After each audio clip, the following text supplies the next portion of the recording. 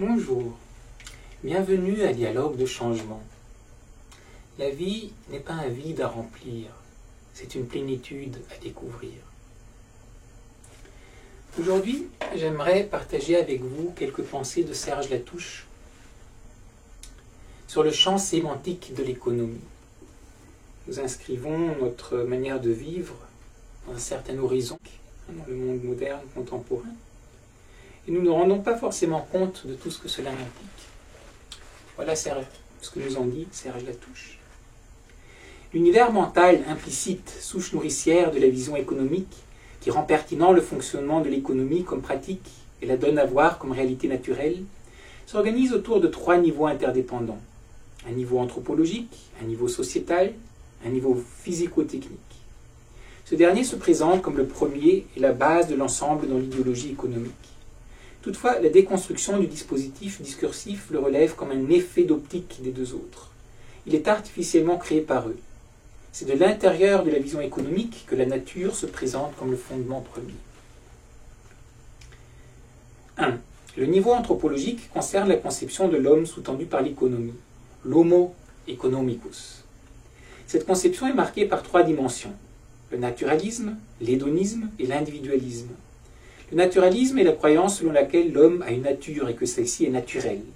Il a donc par nature des besoins déterminés. Ce naturalisme est aussi un fonctionnalisme. L'hédonisme est la croyance selon laquelle le comportement humain obéit à la recherche du plaisir et à la fuite de la douleur. L'homme serait capable de faire le calcul de ses plaisirs et de ses peines.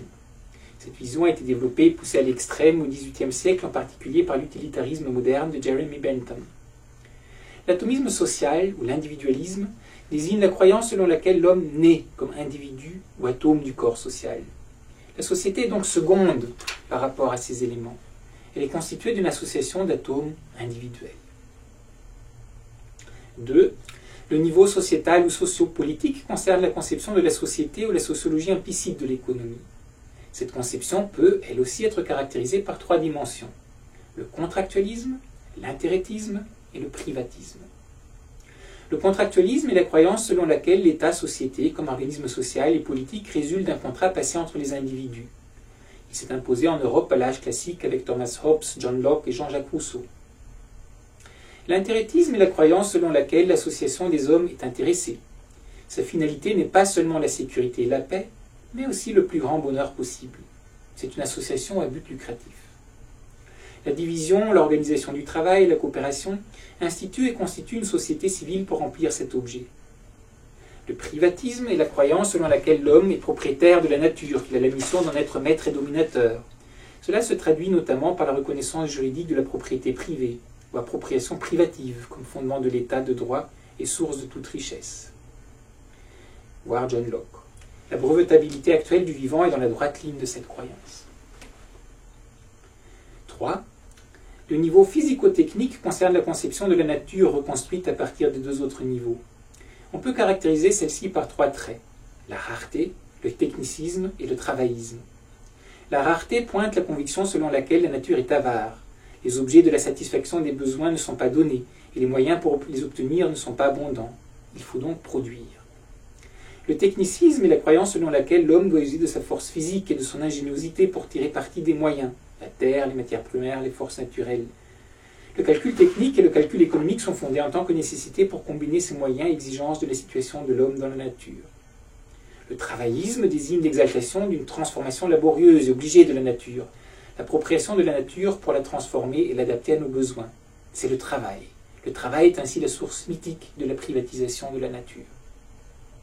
Cette vision de l'homme et de la société et de la nature qui prend place entre la Renaissance et les Lumières donne sens à l'ensemble des catégories économiques et les fait apparaître comme une évidence descriptive.